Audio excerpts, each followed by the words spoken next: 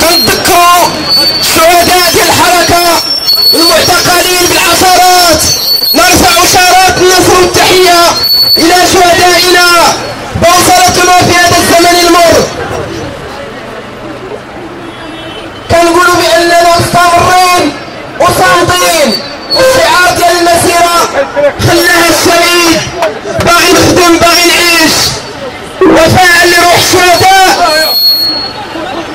غادي نستمروا في المسيرة النضالية حتى تحقيق المطالب العادلة والمشروعة، ونعلن تضامننا مع الشعب الليبي وفرحتنا الغامرة بانتصار الثورة الليبية، ثورة الصمود والتحدي. وكنقولوا بأننا مغاربة بغينا نعيشوا هذه اللحظة الثانية